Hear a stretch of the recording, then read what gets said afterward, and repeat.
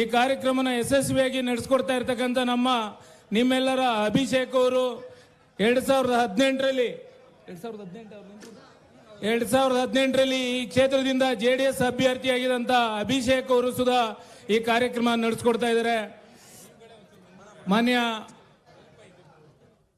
ನಿಮ್ಮೆಲ್ಲರ ಪ್ರೀತಿಯ ಬಂಧು ಬಳಗದವರೇ, ಇವತ್ತು ಈ ಕಾಂಗ್ರೆಸ್ ಸರ್ಕಾರ ನಮ್ಮ ರಾಜ್ಯದಲ್ಲಿ ಯುವ ಜನತೆಗೆ ಮತ್ತೆ ಮಹಿಳೆಯರಿಗೆ ಮತ್ತೆ ನಮ್ಮ ಸಮಾಜಕ್ಕೆ ಯಾಕೆ ಇಲ್ಲಿ ನಮ್ಮ ಸಮಾಜನ ಎತ್ಕೋತಾ ಇದ್ದೀನಿ ಅಂದ್ರೆ, ಈ ಕ್ಷೇತ್ರದಲ್ಲಿ 30ರಿಂದ 35 ಸಾವಿರ ಜನ ನಮ್ಮ ಸಮಾಜದ ಮತದಾರರಿದ್ದೀರಿ. ಅದರಿಂದ ನಾನು ನಮ್ಮ ಸಮಾಜನ ಎತ್ಕೊಂಡು ಒಂಚೂರು ವಿಚಾರ ನಿಮಗೆ ಗಮನಕ್ಕೆ ತರಬೇಕು ಅಂತ ಮಾತಾಡ್ತಾ ಇದ್ದೀನಿ. ಈ ಕ್ಷೇತ್ರದಲ್ಲಿ ನಮ್ಮ ಸಮಾಜದ ಮುಖಂಡರುಗಳು ಮತ್ತೆ ಕಾರ್ಯಕರ್ತರುಗಳು ಮುಂದೆ ಯಾವುದೇ ಕಾರಣಕ್ಕೂ ಕಾಂಗ್ರೆಸ್ ಪಕ್ಷಕ್ಕೆ ವೋಟ್ ಹಾಕಬಾರ್ದು, ಕಾಂಗ್ರೆಸ್ ಪಕ್ಷನ ಬೆಂಬಲಿಸಬಾರ್ದು, ಕಾಂಗ್ರೆಸ್ ಪಕ್ಷ ಸಮಾವೇಶಕ್ಕೂ ಹೋಗಬಾರ್ದು. ಯಾಕೆ ಅಂದ್ರೆ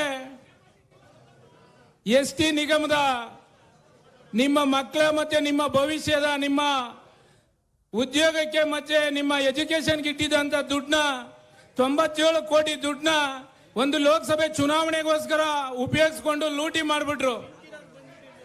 ಆದ್ರೆ ನಮ್ಮ ಸಮಾಜದ ಸಚಿವರಾದಂತ ನಾಗೇಂದ್ರ ಅವರು ಆ ದುಡ್ಡನ್ನ ದುರುಪಯೋಗ ಮಾಡಿ ಜೈಲ್ಗೂ ಹೋಗಿ ಬಂದ್ರು. ಆದ್ರೆ ಈ ಕಾಂಗ್ರೆಸ್ ಪಕ್ಷ ಪ್ಲಾನ್ ಮಾಡಿ ನಮ್ಮ ಸಮಾಜದ ಸಚಿವರುಗಳು ಎಲ್ಲರನ್ನೂ KN ರಾಜಣ್ಣವ್ರು ಇರ್ಬೋದು, ನಾಗೇಂದ್ರ ಅವ್ರು ಇರ್ಬೋದು, ಎಲ್ರೂ ಸುಧಾ ಸಚಿವ ಸ್ಥಾನದಿಂದ ಕಿತ್ತಾಕಿ ಒಂದೊಂದು ಕಾರಣ ಕೊಟ್ಕೊಂಡು ಕಿತ್ಕೊಂಡ್ಬಂದ್ರು. ಆದ್ರಿಂದ ನಮ್ಮ ಸಮಾಜದ ಮುಖಂಡರುಗಳು ಆ ಪಕ್ಷನ ಯಾವುದೇ ಕಾರಣಕ್ಕೂ ಬೆಂಬಲಿಸಬಾರ್ದು. ನಮ್ಮ JDS ಪಕ್ಷ ನಮ್ಮ ಮಾಜಿ ಪ್ರಧಾನಿಗಳಾದಂತ HD ದೇವೇಗೌಡ ಸಾಹೇಬರು ಮತ್ತೆ ಕುಮಾರಣ್ಣವರು ನಮ್ಮ ಸಮಾಜಕ್ಕೆ ಕೊಟ್ಟಂತ ಕೊಡುಗೆಗಳು ಅಪಾರ ಇದೆ.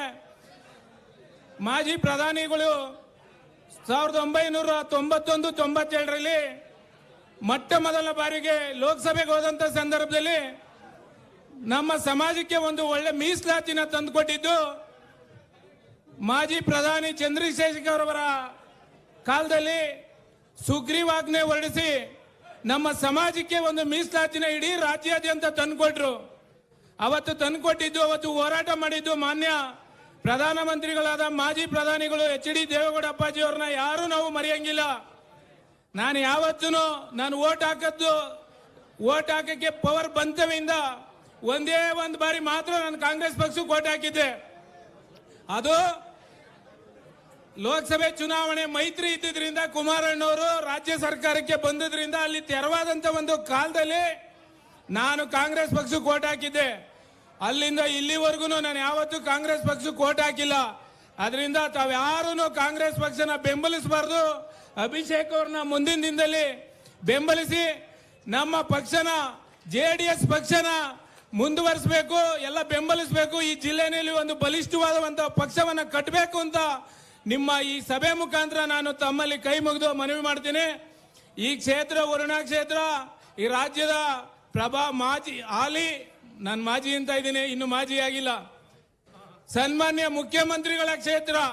ಆ ಕ್ಷೇತ್ರದಲ್ಲಿ ನಿಂತ್ಕೊಂಡು ಮಾತಾಡ್ಲಿಕ್ಕೆ ತಾವೆಲ್ಲರೂ ಒಂದು ಅವಕಾಶ ಕೊಟ್ಟಿದ್ರಿ. ಈ ವೇದಿಕೆನಲ್ಲಿ ಎಲ್ರಿಗೂ ವಂದಿಸಿ ನನ್ನ ಮಾತನ್ನ ಮುಗಿಸ್ತೀನಿ. ಜೈ ಹಿಂದ್, ಜೈ JDS.